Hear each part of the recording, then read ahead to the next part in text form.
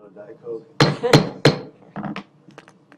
Good evening and welcome to the Tempe City Council regular council meeting here in the Harry E. Mitchell Government Center for April 11, 2019. For those that are willing and able to stand, could you join us in a moment of silence followed by a pledge of allegiance?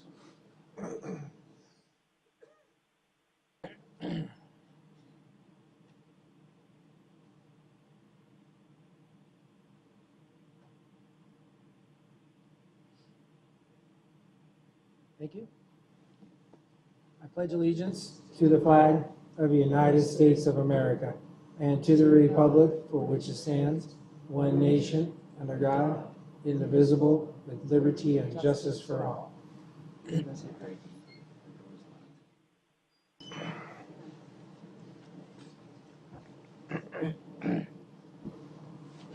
Next item on the meeting is approval of city council meeting minutes. Councilmember Arredondo Savage. Thank you, Mayor. I'd like to move approval of item 3A1. It's been moved by Councilmember Arredondo Savage, seconded by Councilmember Adams. All those in favor, please say aye. Aye. All those opposed, same sign. That motion passes 5-0. Next is acceptance of board and commission meeting minutes. Mayor, I'd like to move approval and acceptance of item 3B137. It's been approved by Councilmember Arredondo Savage. Is there a second? I'll second. Seconded by Councilmember Adams. All those in favor, please say aye. Aye. All those opposed, same sign. That motion does pass 5-0. Next is reports and announcements. I have a couple announcements.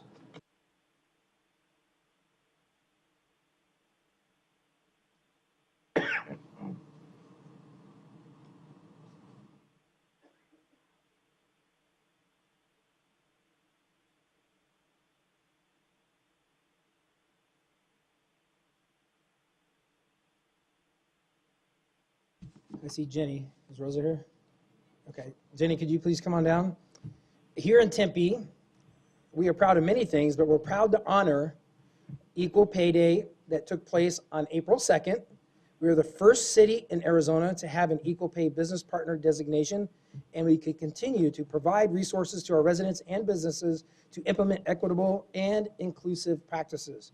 Thank you to our diversity office that has helped in these efforts, and without further ado, I do have a proclamation I'm going to read for you, Jenny, of course, where it states, whereas the Equal Pay Act in 1963, the Lilly Ledbetter Act of 2009, and the 2014 City of Tempe Anti-Discrimination Ordinance, and the 2015 voter-approved Tempe City Charter Amendment related to non-discrimination protections call for gender equality and ban discrimination in the workplace.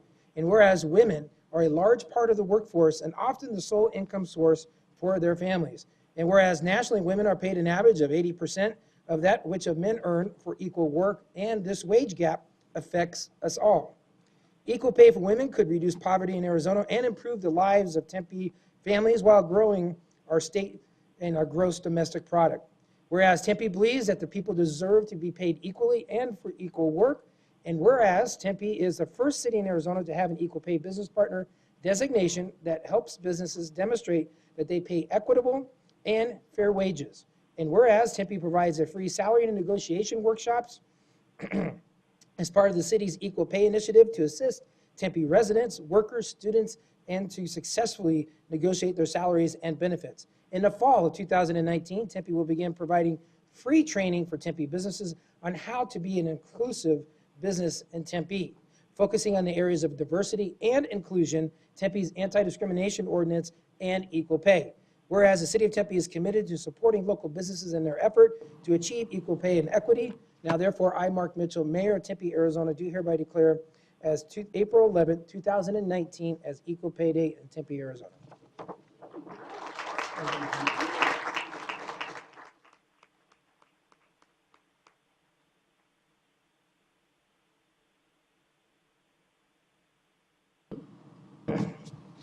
Next, if we could have Cheryl Foster from First Things First of the Maricopa Regional Council. She is the chairwoman. Welcome. First Things First serves to raise awareness to build support on the importance of early childhood. Research shows that the first 6 years of a youth's lives are where the majority of the learning and developments take place. First things first, aids in providing scholarships to access high quality of learning, resources for families and parents, and support for access to health care. With that being said, I will now have the honor of reading a proclamation for First Things First. And it states, whereas a deep commitment to the growth and development of young children, as well as the early childhood education, is a hallmark of Tempe. All young children and their families in the state of Arizona and Tempe deserve access to high-quality early childhood education and learning programs. And whereas the public policies and programs that support early learning for all young children are critical to young children's futures and success of our community, Tempe promotes these ideals and programs such as Kid Zone, Tempe Preschool, and early childhood classes at the library. I think we saw that earlier tonight.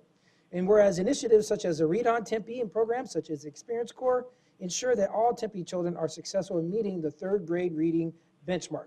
Those who make a difference in the lives of young children and families in the city of Tempe deserve thanks and recognition. Whereas the First Things First East Maricopa Regional Partnership Council and the statewide organization which funds early education and health programs for children has played a key role in the successful education of our young children. And whereas, First Things First, in conjunction with the National Association of the Education of Young Children, is working to improve early learning opportunities such as crucial to the growth and the development of young children and building a foundation of learning for everyone in Tempe. Now, therefore, I, Mark Mitchell, Mayor of Tempe, Arizona, do hereby declare as April 8th through the 12th, 2019, as the Week of the Young Child in Tempe, Arizona. Thank you. Thank you. Thank you.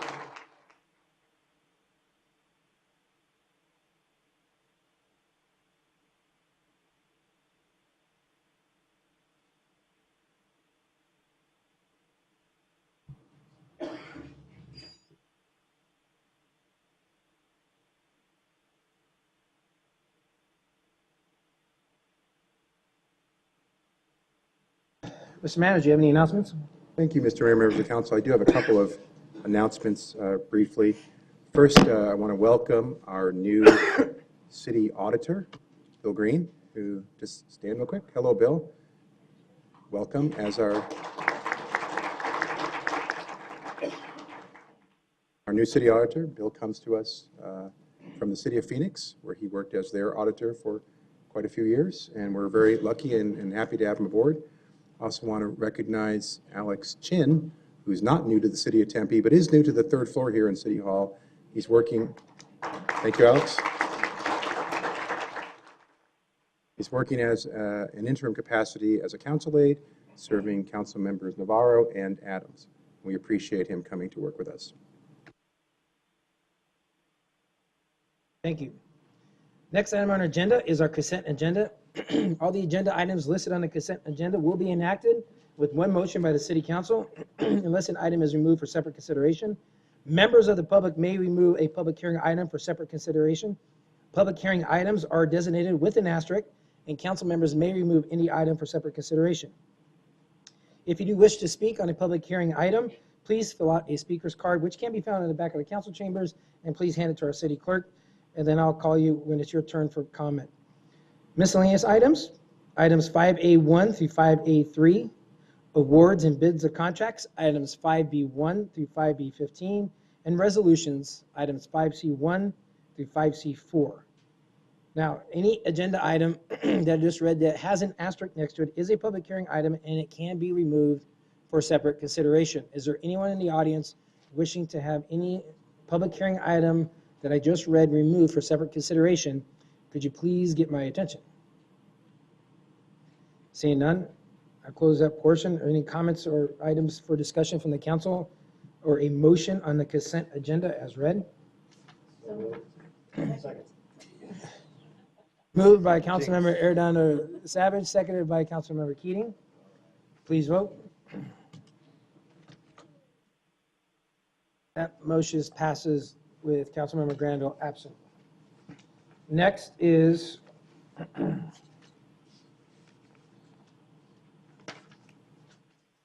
our non-consent agenda. All the items listed on the non-consent agenda will be considered separately. Agenda items scheduled for introduction and first hearing will be heard but will not be voted upon at this meeting. Agenda items scheduled for a second public hearing and final adoption will be voted upon tonight.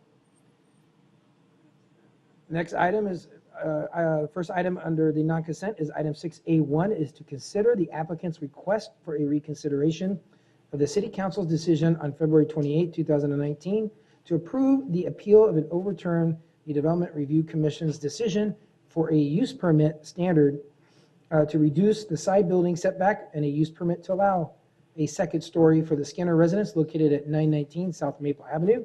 The applicant is Tad and Katrina Skinner. Now, this is not a public hearing item. We have a couple options, so I would look to my council colleagues. We do have the information in front of us. Make a motion. Mayor, make a motion. You can do it. Second. Councilmember Navarro. Okay. No, I move to approve the request of reconsideration of the use of the permit standard to reduce the side building setback and the use permit to allow the second story for the Skinner residence located at 919 South Maple Avenue due to a mistaken law or fact that occurred, and reconsideration is appropriate to avoid delay or hardship that may be caused by any appeal. Second. It's been moved by Councilmember Councilmember Navarro, and seconded by Councilmember Arredondo Savage to approve the Skinner's request for reconsideration. Any comment from the council on this?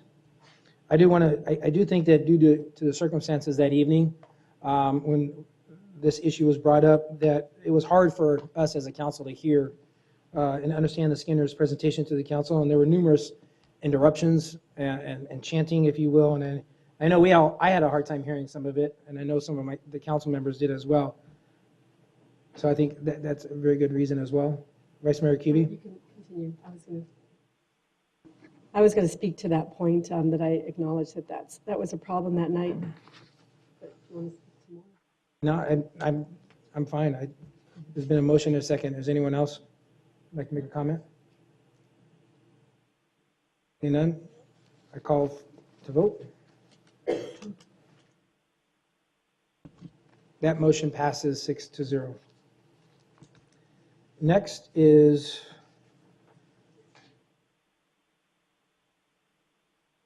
item 6A2 is to approve the utilization of a one-year State of Arizona contract and an integrated supply agreement with Genuine Parts Company, Napa, to operate an on-site parts store.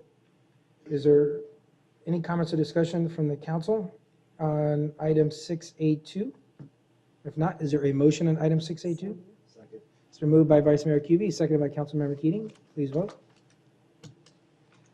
That motion passes 6-0.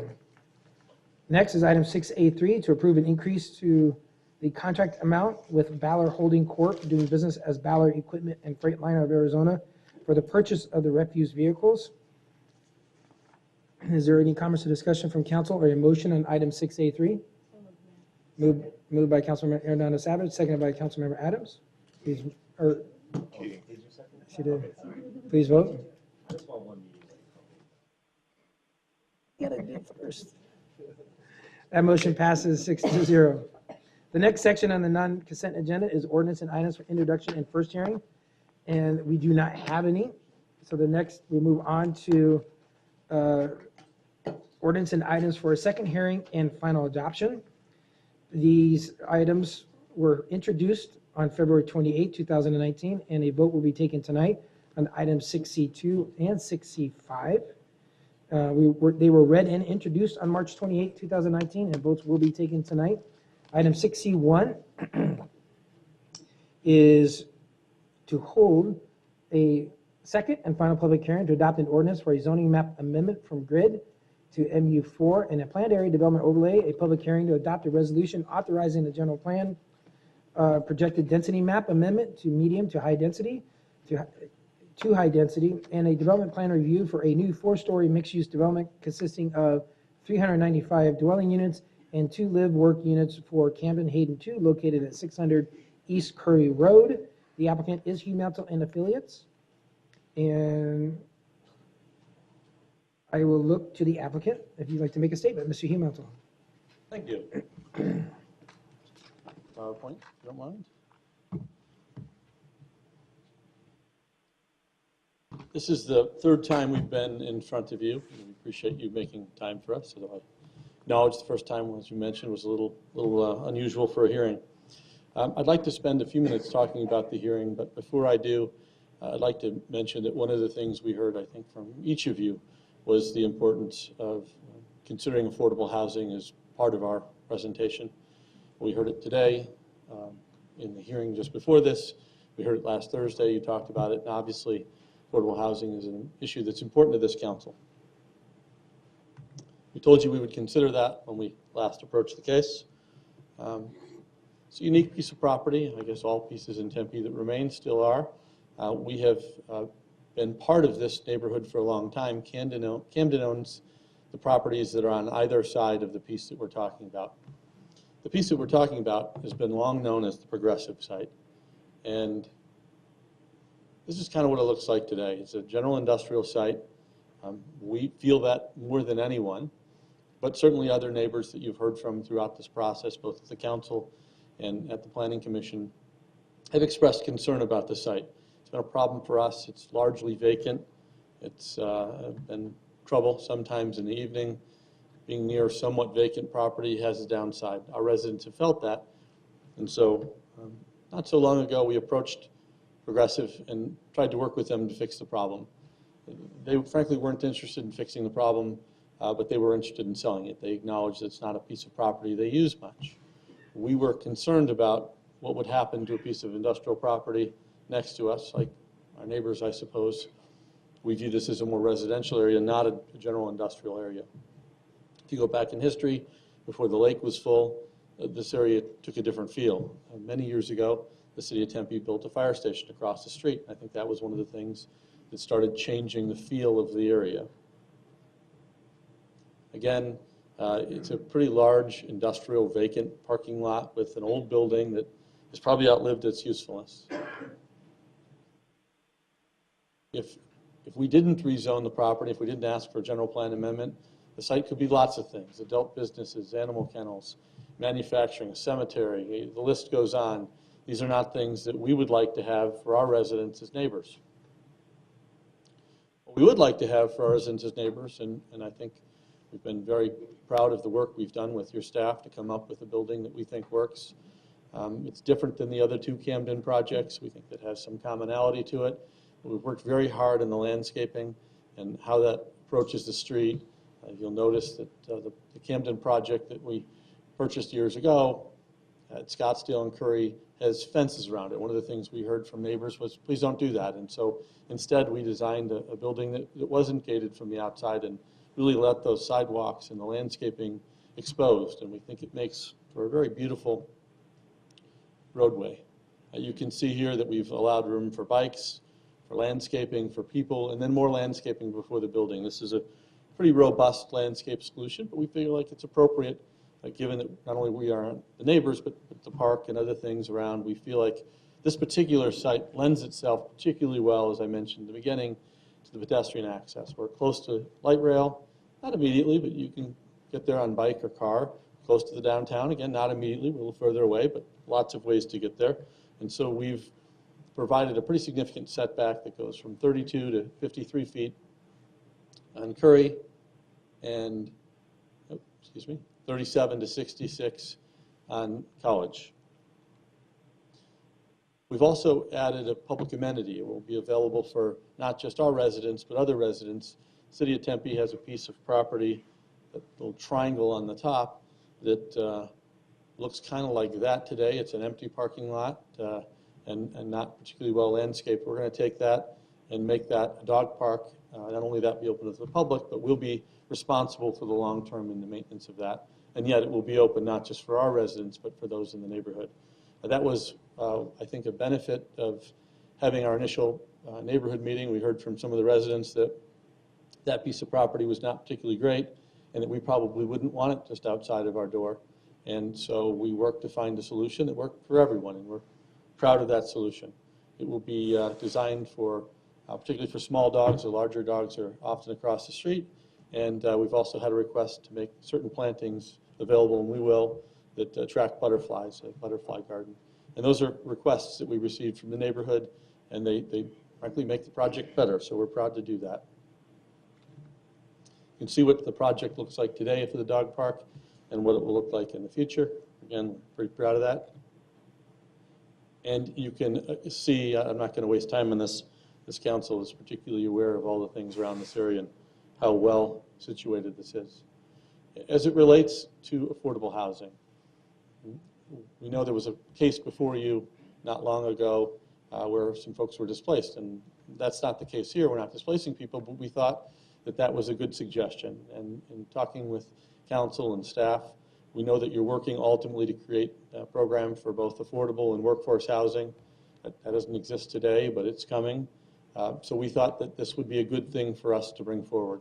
So we're willing to stipulate, and I'll read it into the record, the applicant agrees to provide $30,000 to the Tempe Coalition for Affordable Housing, Incorporated. That's an affiliate nonprofit entity of the city of Tempe, established to purchase properties and expand housing. The funds shall be used to assist in providing affordable housing within the city of Tempe.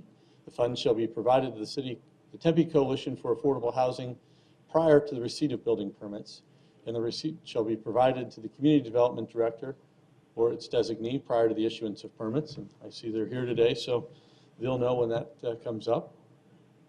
And again, I know you've got a full agenda, but this is an image of what the building will look like when it's done, and I'd ask you to compare that to the largely empty parking lot and outdated industrial building that exists today.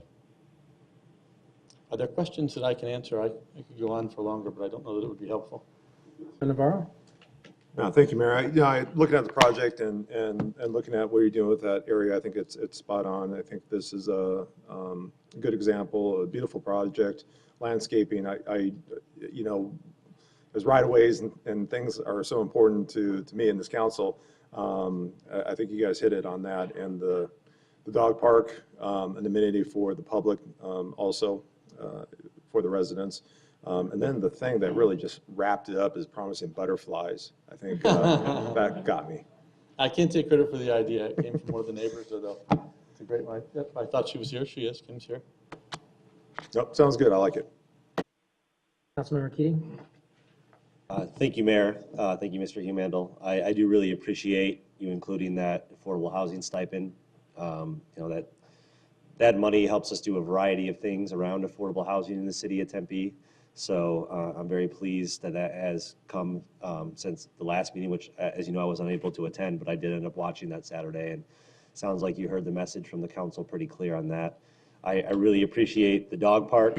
I know that's something the residents in that area really wanted because they have concerns about their dogs being too small for the larger dog park, and having this open to the public at no cost to the city, I think is it's definitely something you didn't have to do and went over and beyond, and I'm very appreciative of that. I like the project, and I know you work with a lot of the neighbors up there, and largely supported by those folks. So I will be supporting this project tonight. Thank you. Thank you. Thanks. Councilmember Hernando Savage? Yeah, thank you, Mayor. First and foremost, I just want to say, to Mr. Hugh Mantle, I really do appreciate you first listening to not only the council, but I think the neighborhood too. And we talk about the criteria, right, to make the amendment. And I think we talk about appropriate short and long-term public benefits. And I think the work for the dog park is exactly one of those things. I think that's going to be a really great amenity for the neighborhood, and to be able to maintain it for the years to come, to me, that's a really great thing. And then to be able to provide dollars for the affiliate is a way that we're able to do what we can do when it comes to affordable housing. So I definitely agree with my council colleagues here next to me, and we'll be supporting this project, and really do appreciate the expansion of Camden, and I know it's going to be a great addition to the neighborhood. Thank you. I'm going to wait for other council comments because we need to get public comment.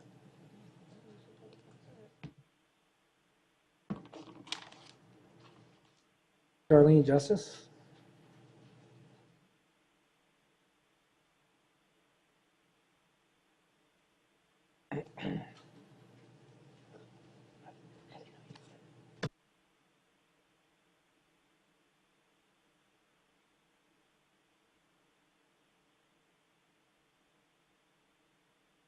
My name is Darlene Justice, and I live in Tempe.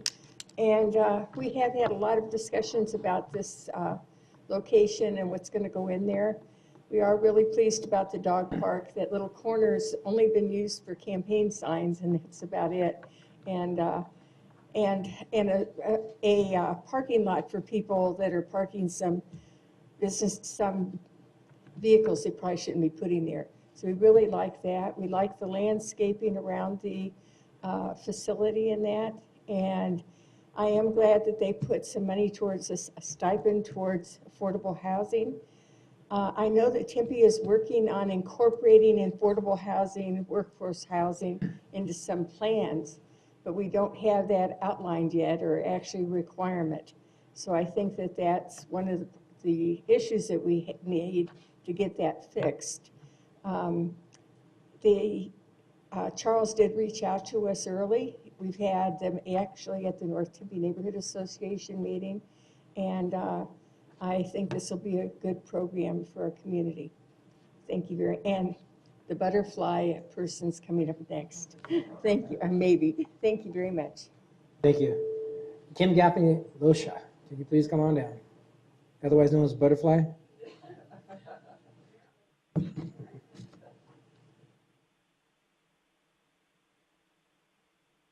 Hi, I'm Kim Gaffney Loza, and I live in North Tempe. And I just wanted to say I have to really commend Mr. Himantle for having a lot of, he had 2 meetings with us, the required meeting, and then he did come to the Neighborhood Association meeting when we just asked for material to present. He came himself and presented it. He's also been very open to ideas, and a lot of our residents had the same question you guys have had about affordable housing. And apparently he's listened to that and to you, so we really appreciate that. The native plants question actually came up when I went to the DRC meeting and listened to them do their presentation there. And one of the DRC members actually brought that up about liking to see more native plants, especially being that close to our Papago Preserve. And I thought that was a great idea, so that kind of led to the butterfly thing and gave him some suggestions as far as that goes. The developments on either side, the Camden developments, I can't say from the inside, but from the outside, it have been very well maintained. So I'm really thinking that the dog park and the landscape around will be kept in the same level of maintenance. This is a perfect place for a development like this. We've got open space all around it. It's not right next to, you know, single residential homes, and I really think that it could become a very good amenity for that neighborhood, certainly better than what we've had. As Darlene mentioned, that area where the dog park is going in, that was actually a good picture that he showed. We've seen appliances in there and all kinds of things. So having that dog park in there, I think, will be a great improvement and really enjoyed by everybody. Thanks very much. Thank you, Kim. Next is Deborah Zajac.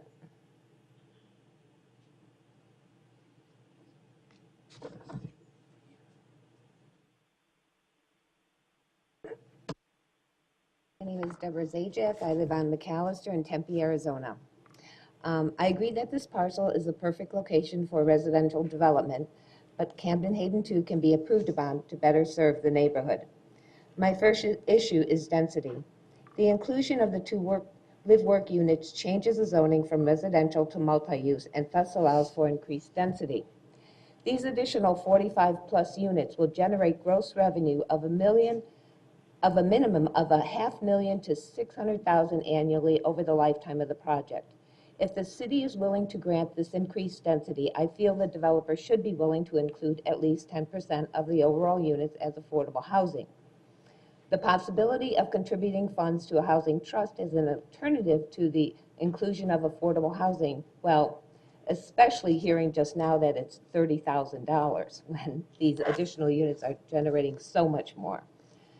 Without the inclusion of affordable housing units, it is my opinion that the city should only approve R5 zoning at 30 units per acre, just like the original Camden Hayden. My next issue is design/open space. The design of the project is just meh. It still has the fortress-like appearance of the original Camden Hayden, not attractive or in alignment with the open space concept that Tempe touts. Compare this to the Harper on Lakeshore north of Baseline, another sizable project. It features large green setbacks with visible open space between buildings from the street view and not just the interior. What a difference. Next is parking and process. The parking study was conducted in early August at 4 a.m. If there is any time when our population is lowest, it is that time of year. I don't know about you, but I don't have many guests visiting at 4 a.m. Also, at the February 28th council meeting, Mr. Humentel stated he only addressed the parking to our group in a general way, saying that it would be more than the original Camden Hayden due to problems experienced at that site. This is not true. I am the secretary and took minutes. He said they would be providing more parking than required. 616 spaces would be provided where only 562 were required. This required amount reflects a reduction of about 24%. I checked and these numbers were in the original documents, so I did not pull them out of thin air. The current parking spaces provided are 597, so they have been reduced again from what was originally planned, showing they can make changes if they so choose. This project has appeared before council 2 times, and neither time was there a presentation by the developer. Residents did not get the opportunity to understand the opinion of the council members and respond accordingly. This meeting should be considered the first hearing and no vote taken. I know time is money and no developer wants delays, but this is a large project. It will impact our neighborhood for years to come, long after I am gone. Careful consideration is warranted and not to be rushed. Thank you. Thank you. That's all the cards I have. Is anyone else in the audience wishing to address us under this item? 6C1, could you please get my attention? Seeing none, I'll close that portion. Any other comments from council? Yes, Vice Mayor Kuby.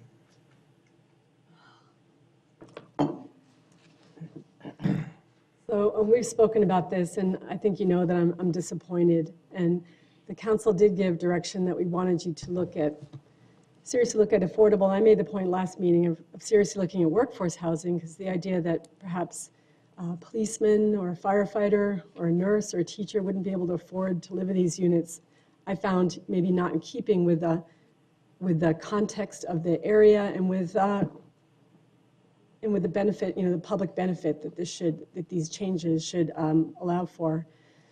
I know that there was some talk we instructed, and there was nothing, secretive about it, Mr. Tapska, that we just instructed, go talk to housing and see what's up and what can we do, and you did advance those questions on April 4th, and you asked about what do you consider to be affordable rents and workforce, and you got that information about for a 1-bedroom, 2-bedroom, 3-bedroom.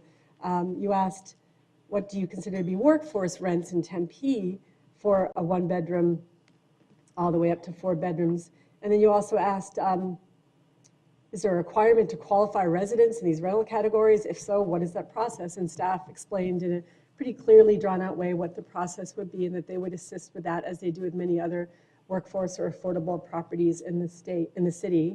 And then you asked about a very good question about an audit requirement. How do you make sure that the people that are in affordable workforce housing actually are allowed that qualify for that, or if their income changes and they make a lot more money and shouldn't necessarily be in that housing, how can you audit that process and make sure that everyone is kept up to standards? So they gave that information to you.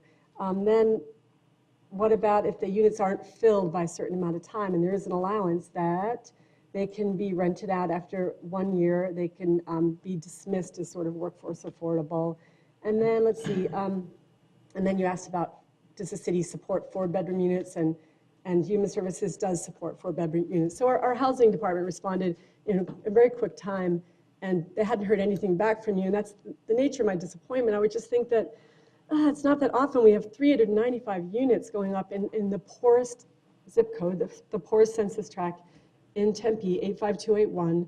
So excuse me? Sorry? Oh, sorry. Okay.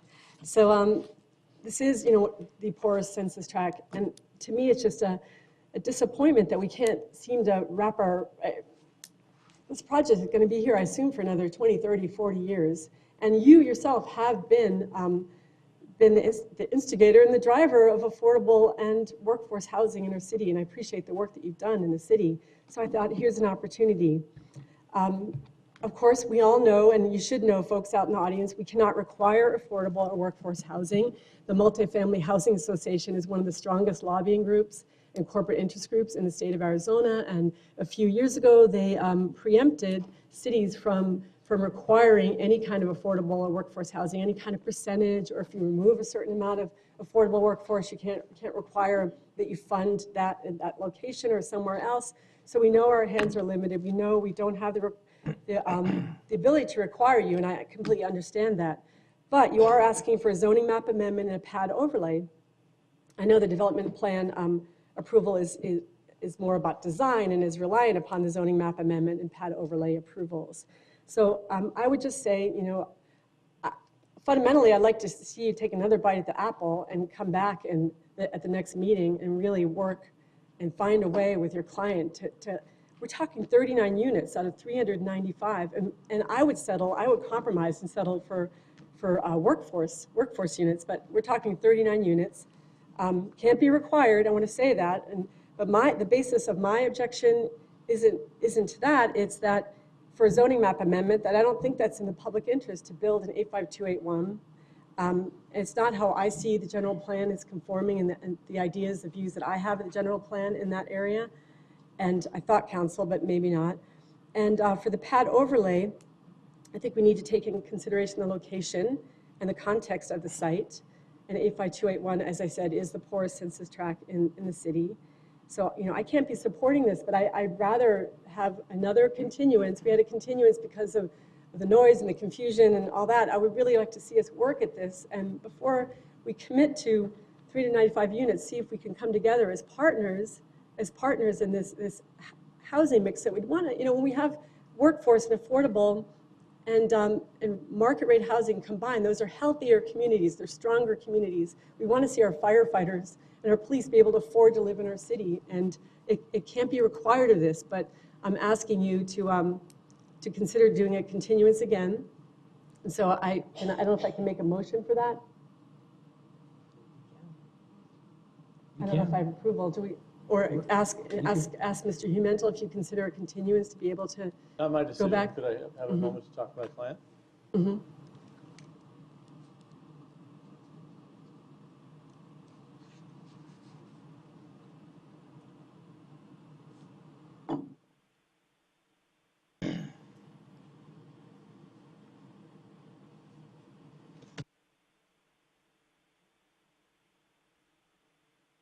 Well, if he doesn't want you. Sorry? Sorry. I feel like the continuance is really up to you because it seems like we've heard from other council members and. I got to hear from Jennifer. Right. I want to speak. At this point, we're not in a position to accept continuance. We feel like we've done a lot to make this project better, both with expensive materials that your staff has asked for, working with the community to provide other benefits like the dog park.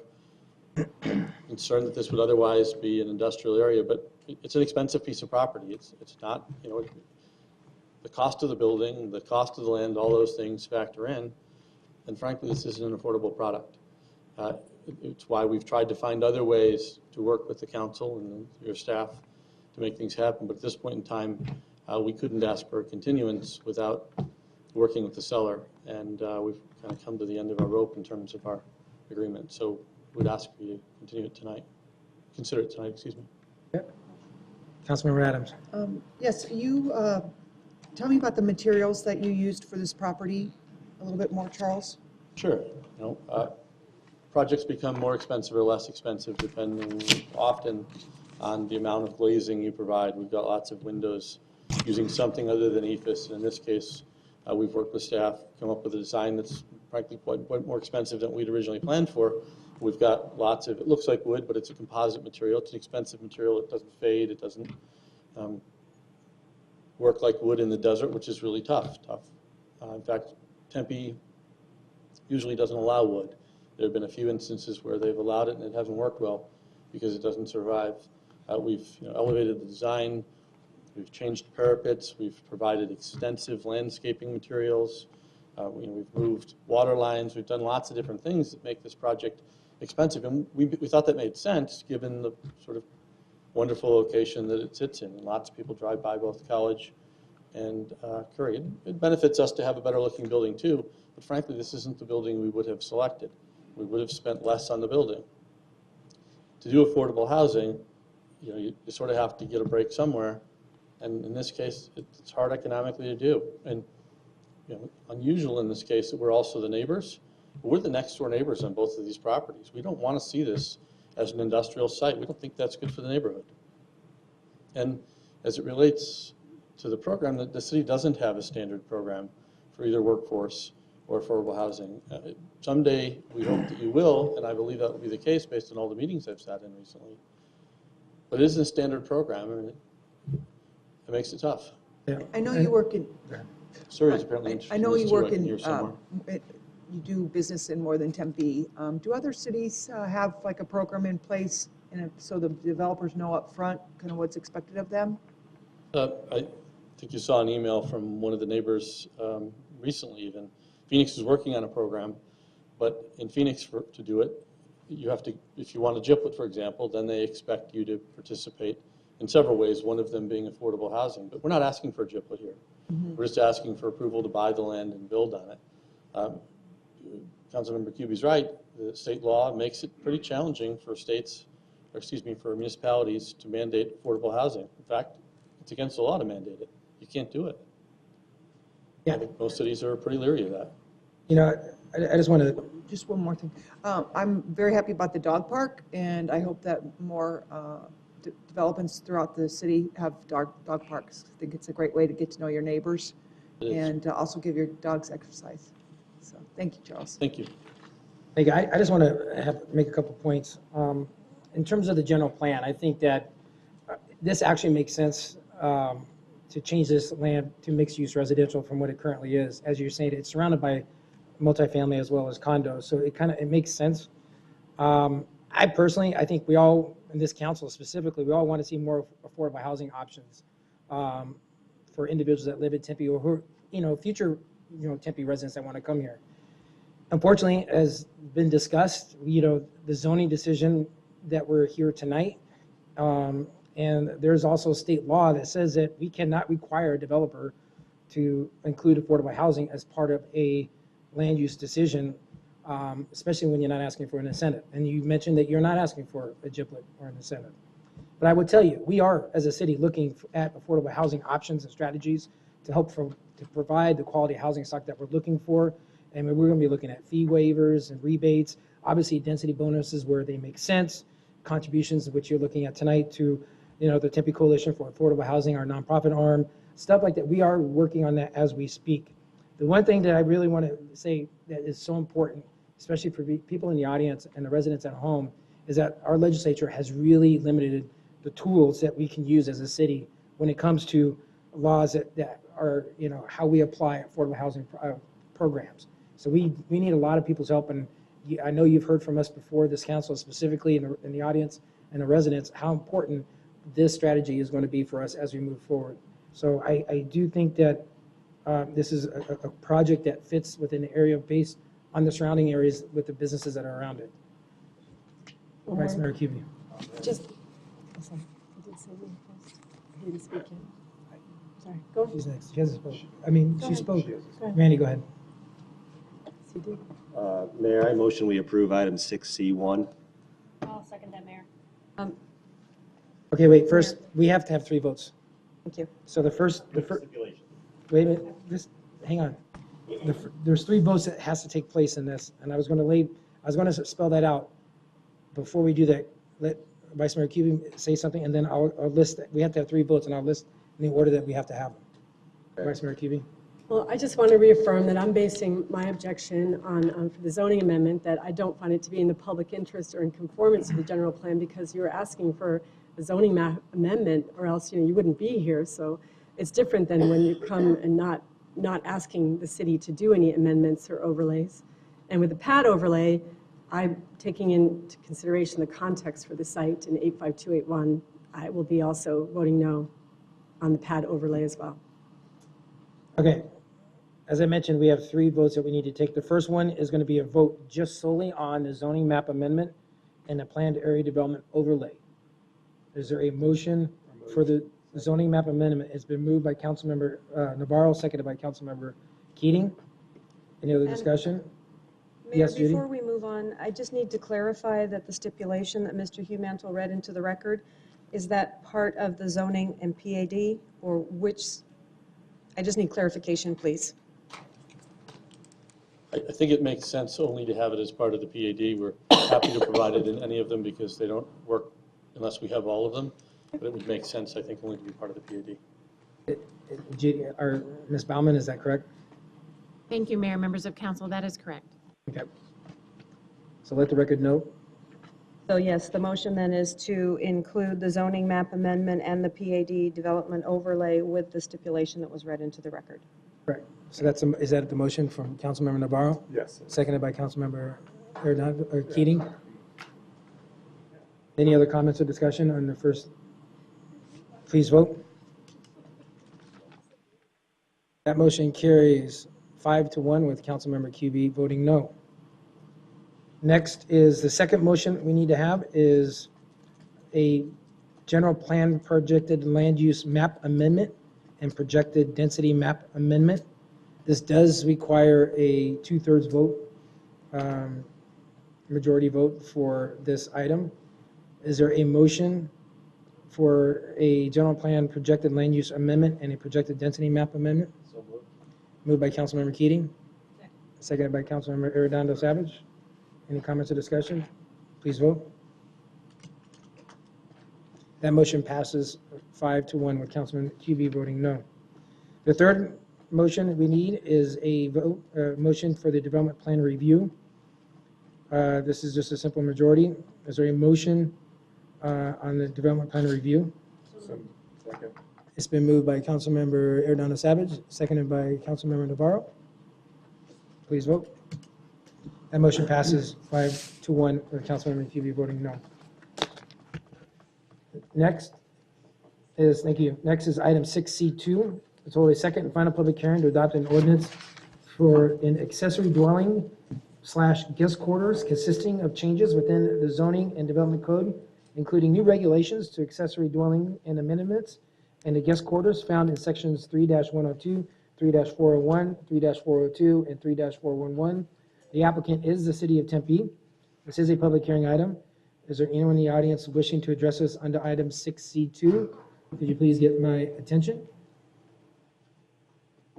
Seeing none, is there any comments or discussion on item 6C2 from the council? Yes, Vice Mayor Keating. Yes, so this is the 2-year process, the culmination of a 2-year process. And if you recall, former Councilmember David Shapira and former Councilmember and Vice Mayor Corey Woods, they were on this committee, what? It was a working group of 3, and I'm the last of the tribe left. And so this proposal consisted of, we had 7 total public meetings, 2 with the City Council, 2 Neighborhood Advisory Commission meetings, and 2 with Development Review Commission, and we also had a public forum. We had broad support from the Neighborhood Advisory Commission and DRC, and this accessory dwellings and guest quarters ordinance, it will adopt new regulations for accessory dwellings, ADUs, and amendments to guest quarters. The ordinance will allow a property zoned multifamily to add an ADU, like a mother-in-law pod or whatever you want to describe. It could be a tiny house. And it will increase the ADU's maximum size, and this is important, from 600 square feet to 800 square feet, the maximum size that could be built.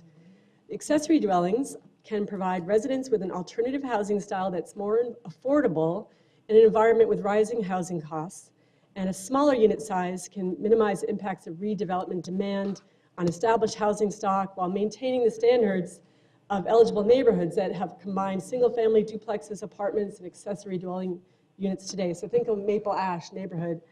Think of that neighborhood that already has a history of ADUs, and it's a part of sort of the character that we have in that neighborhood. So it's important to note that the property, a given property, would still remain as a single-family residence, allowing a streamlined process. There wouldn't be required design review, and no multifamily regulations would be imposed, so it would be the same as single-family. And it offers a alternative way to reinvest in your property, and it still must comply with zoning setbacks and height requirements, though. An ADU may be used as a mother-in-law unit, guest home, supplemental rental, multi-generational house, a tiny house, or a downsized option where an owner lives in a smaller home and rents out the main house. And ADUs could also be eligible for our residential rebate program. Guest quarters. Guest quarters is a different feather, a bird of a different feather, and we're going to be expanding, if we have council approval tonight, the current guest quarters regulations. And it allowed properties, before it was, you had to have a minimum of 15,000 square feet of property to be able to have a guest quarter behind your house. And now it will be a minimum of 8,000 square feet. Keep in mind, we heard strongly from the residents. We had proposed 10,000 square feet, but they said make it smaller, so we went to 8,000 square feet. So that was definitely some feedback we got from the public at our public forum. And the main difference, just so you know, between guest quarters and an ADU is that the guest quarters, it is restricted from being rented independently from the main residence. And there's no separate metering or address, and it's intended to house guests of the main residence. And it carries with it a restricted deed, so when you sell it, it carries that restriction. So of the public input, 85% of those that responded to our survey, we also did an online survey, supported the ordinance regulations, and 75% actually wanted to support expanding it to smaller lot sizes. There was a lot of input for the ADUs that we should expand it all over the city in areas of, but we're really not ready to go that. We want to try and, good old Tempe way, we want to sort of pilot this.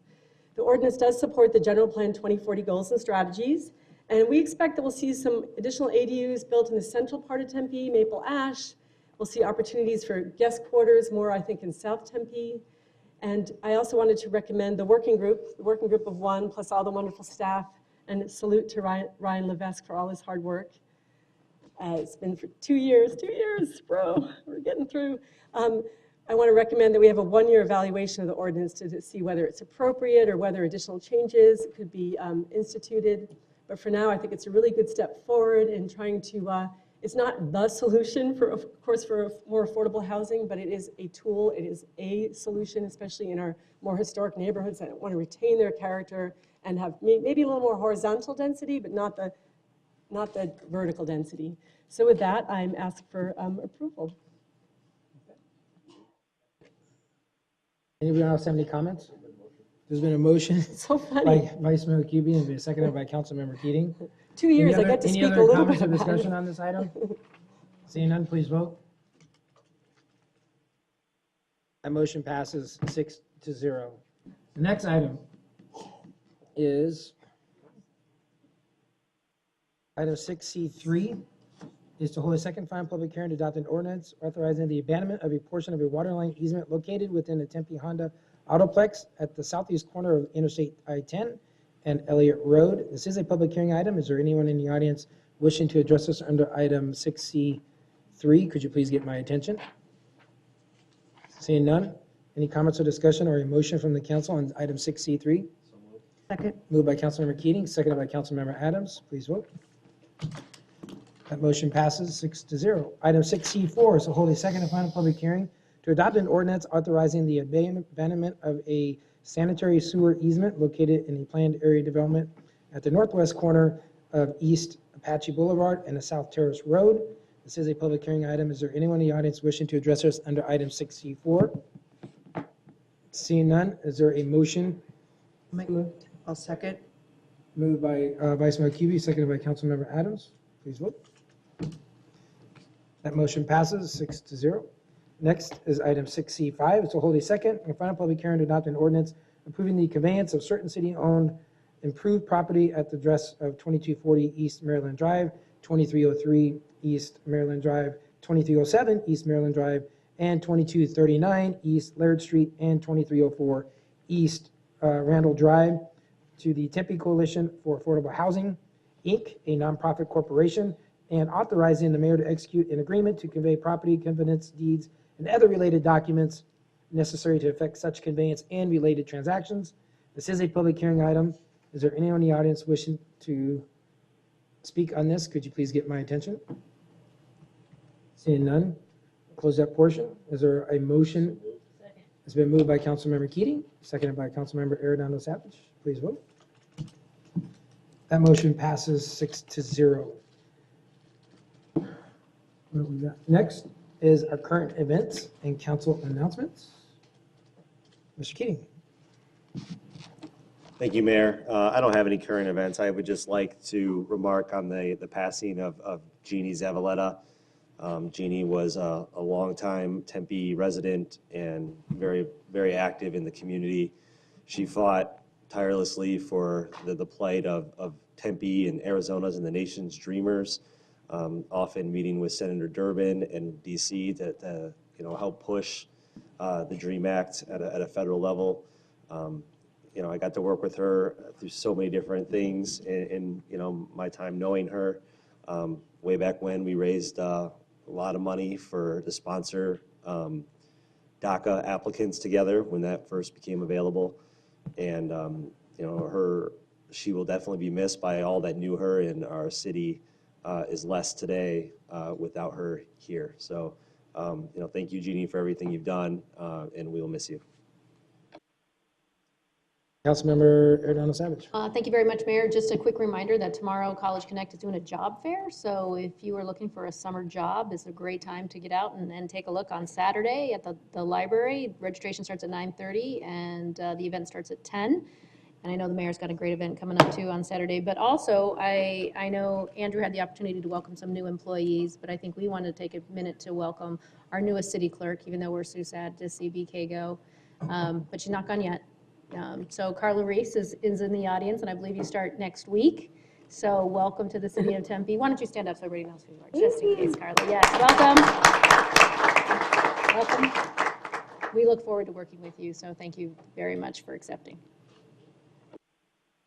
Councilman Navarro. Thank you, Mayor. Along with our thoughts and prayers going out to Jeannie and her family, our thoughts and prayers go out to Chief Carbajal for the passing of his dad, and we just want to extend those to him also. In addition, I'm very proud. My daughter is actually going to turn 20 tomorrow, so I'm excited about that. Hey, you're old. 20 years now, I know. So I'm very proud of her. Happy birthday, babe. Vice Mayor Cubey. Yes, thank you, Mr. Mayor. So I'll be hosting my the last Saturday of the month Connecting with QB event, and we meet at the library for 3 hours, and it's sort of a stop-in, drive-by meetings and learning a lot about what's on the people's minds. So please drop by, and we have a special edition. It's Sustainability Month, so we're going to give a presentation from our staff on our sustainability progress. And welcome, Nikki Stevens. Is Nikki here in the audience? So Nikki is our new Homeless Solutions Supervisor. She replaced the irreplaceable Ken Van Wiegen, and she comes with a certified public manager with a master's degree from ASU, go Devils, and she's worked in the nonprofit sector for many, many years, and she's also the VP of Arizona Housing Coalition, and she's been a longtime volunteer, homelessness issues, and she is a force of nature, and I think we're going to see such great things from Nikki. So congratulations on the new position, Nikki Stevens. Next. Jeannie, you guys stole my thunder, but she deserves a lot of thunder. Jeannie was a force of nature, and I only knew her for 15 years, and the amount that she accomplished in her life in those 15 years from the time she was 78 to almost 93, she was considered the grandmother, and Hector, of course, is the grandfather of the DREAM Act movement, not just in Arizona, but in the entire country. And she did have a direct line to Dick Durbin, and she called him when there were kids in trouble and students that she needed to rescue who were in danger of deportation. She would call Dick Durbin, and he would straighten out Homeland Security. Unfortunately, I don't think he had that power in the past couple of years, but we won't go into that. But Jeannie and Hector are just such incredible forces for social economic justice in our city, and we have a genuine American hero in this couple, and to lose Jeannie is sad, but we're going to celebrate her life in a few weeks. We'll be announcing when that event will be. You'll see a lot of people that she impacted, because the last years of her life she dedicated to helping immigrants, the undocumented, and she was so worried. She told Hector that she was so tired that it was her time to go, and she knew it was her time, but she just hoped that other people would take on this challenge and help finally pass this DREAM Act. And so I hope that we'll commit ourselves, because of Jeannie and because the heroine that she is, to getting the comprehensive immigration reform and to getting the DREAM Act passed. Thank you very much. Councilmember Adams. Thank you. The Sixth Street Market is having their last event before taking a summer break on April 14th from 10 a.m. to 3. It's just west of City Hall. There'll be local artists, crafters, and musicians from around the valley. Come by and shop and eat delicious treats and enjoy the live entertainment. Second is the Spring Zero Waste Day will be held on April 20th from 7 a.m. to 1 p.m. at the Tempe Fire Training Center. Bring your plastics, styrofoam, building materials, e-waste, hazards, household hazardous waste, easy for me to say, paper shredding, and many more to this event. Non-perishable food donations will be accepted at this event. Tempe is committed to managing waste responsibly and works closely with its partners to ensure the material is diverted from the landfill and recycled or reused. Thank you very much. Thank you. My thoughts and prayers go out to Jeannie, Zavaleta, and Hector and their family. I have known her almost my entire life, and she, as Lauren mentioned, had a profound impact on many lives, and we are better for it with her dedication and her commitment. So she's definitely a force that will be missed, but she has left a long legacy for us to build upon. So my thoughts are with her family. I do want to also give my thoughts and prayers to Assistant Chief Carvajal and their family. And I do want to welcome Carla Reese. Welcome to the family, the city of Tempe. We're very sad that Brigida is going to be leaving. It's been an honor to work with Brigida, but we'll have that moment coming up. But right now, I know we approved the contract for Carla. So welcome to the city of Tempe. Look forward to working with you as well. This weekend, we have a lot of great events happening this weekend. And it seems like it's the whole month. This Saturday, early in the morning, we have the Race to Alleviate Homelessness from Tempe Community Action Agency at Kiwanis. It kicks off around 7:30ish. Make sure you register. It'll be a great time. Also at 8 o'clock at the Tempe History Museum, we're going to have my 6th annual State of the Neighborhoods. I often talk about how important our neighborhoods are to our community. Our neighborhoods really are the cornerstone of our community. And I thought so much so that when I became mayor, I decided to have a State of the Neighborhoods to really highlight all the activity and the things that are happening in our neighborhoods. So that's taking place this Saturday at the Tempe History Museum. And then we're also in the evening or in the afternoon, we have the ASU tree planting in the Parks Department. We have a great opportunity. We partner with Arizona State University.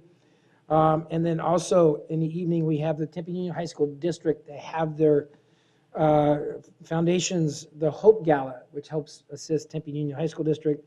And we're just so fortunate to have so many great communities and organizations in our city to do great things to celebrate all the accomplishments we have in Tempe. With that, we are adjourned, or we're not adjourned. I need to go to public appearances, and I think I have some cards. So under the Arizona Open Meeting Law, the City Council may only discuss matters listed on this agenda. Matters discussed by the public during public appearances cannot be discussed by the City Council unless they are specifically listed on this agenda. There is a 3-minute time limit per speaker. Speakers' visual aids and recorded tapes are not allowed. Members of the public shall refrain from making any personal, impertinent, or slanderous remarks, becoming boisterous while addressing the City Council.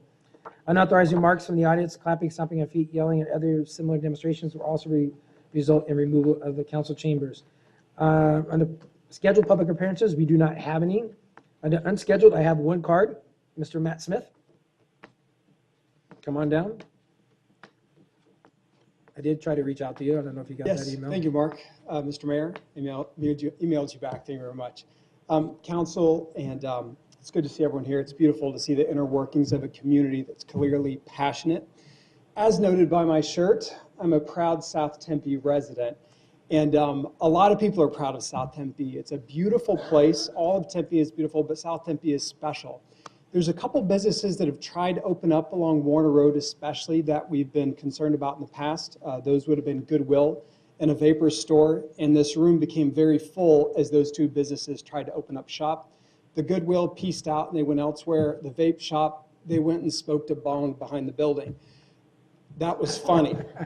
I can't verify that was true, but officer, you know that was funny. It was funny. all jokes aside, there's two businesses of concern in South Tempe right now who are in the workings of opening up business in South Tempe. The first one is an oil change shop in McClintock and Warner. That's the southeast corner that formerly was a Shell station. A Shell station that did not do well. The auto shop that was there, it did not do well either. And now in the early planning stages is a Valvoline franchise, what I've come to learn. I talked to some neighbors about it, as I always do. We met for coffee at Tempe Public Market. We continued the party at Ghost Ranch with some cocktails, and finally we finished at Cotton and Copper. It was a great day. Hyperbole duly noted. The point is, South Tempe is very proud. A Valvoline can't do this. You change your oil every 2 years if you're really good at this adult thing.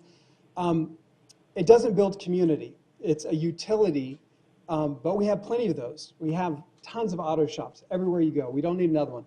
Another one is the Cane's Fried Chicken. We had one fried chicken come and go, KFC. I think what neighbors are interested in is more things that add to the quality of life. I posted to Facebook. I posted a blog update to southtempe.org. And within 3 days, I had 440 signatures from 440 households. Here we are in week 2, and we're at a total of 990 signatures from South Tempe, 85284. These people are very concerned. These are neighbors who love their community, and they want to see more locally owned businesses, locally owned cafes and restaurants that add to the quality of life in South Tempe. So I understand there's a lot going on with both of these projects, and I imagine that some of you have heard from some of my neighbors with a council communicator email, and it will continue. If I click to refresh on my phone, I think we'll have broken 1,000 just in the 2.5 minutes since I started speaking. So know that we appreciate your support, and we appreciate you looking out for the neighbors of South Tempe, and know that we will lavish our business and our support and our love on the right businesses. But if it's not a right fit for our neighborhood, we have a massive grid in Metro Phoenix. We have many intersections. We don't need another lube shop, and fried chicken is only a ½ mile away. So, you know, we need to walk to fried chicken. I think that's the rule. So anyway, thank you all for your time. Thank you, Matt. Matt, because we can't interact with you because it's unscheduled, I would encourage you to meet with Ryan. He's right there raising his hand. If you can meet with Ryan, and he can help explain some of the stuff, and then I know we're going to follow up. So Cool. Thank you, Mr. Mayor. With that, is anyone else in the audience wishing to address us? Could you please get my attention? Yes, Darlene.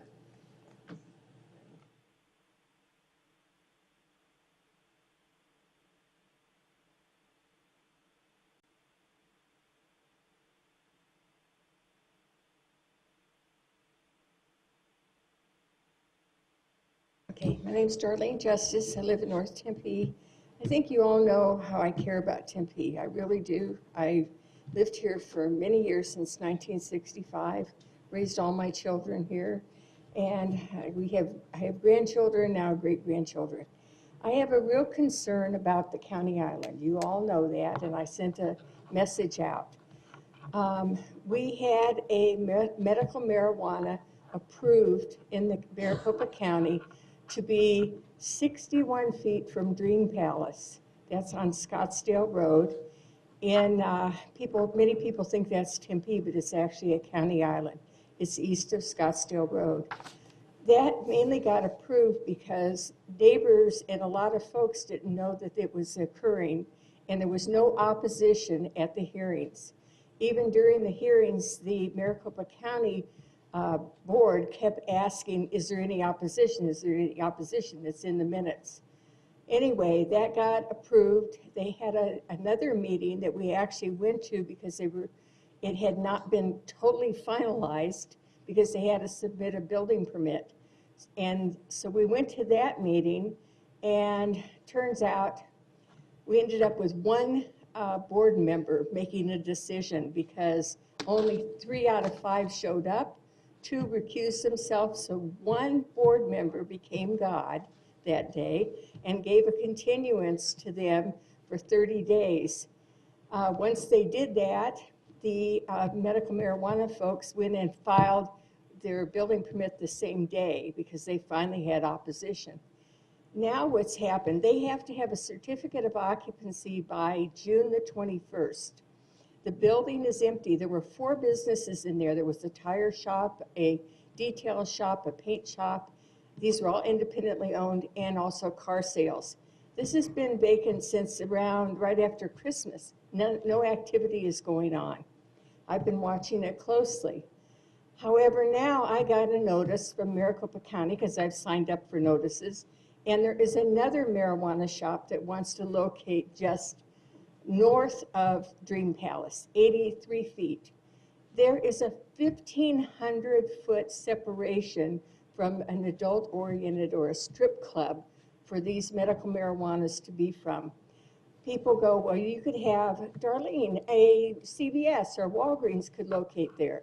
Sure they could, but would they? No, they're not going to locate next to Dream Palace. If you want to elevate medical marijuana, you don't put it next to Dream Palace. You don't ask for all these variances. Tempe has 2 shops, 2 dispensaries that are very close to us, and they're in Tempe, and they followed the rules and did not have to apply for variances. They are in areas where there is separation. Now, I know I'm out of time, but I will tell you, we are going to the meeting to oppose this because this directly affects our community. I am not against medical marijuana.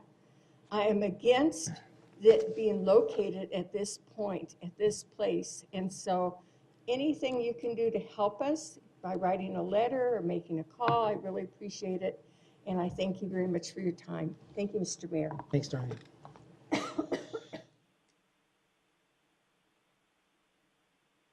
You have to fill out a card.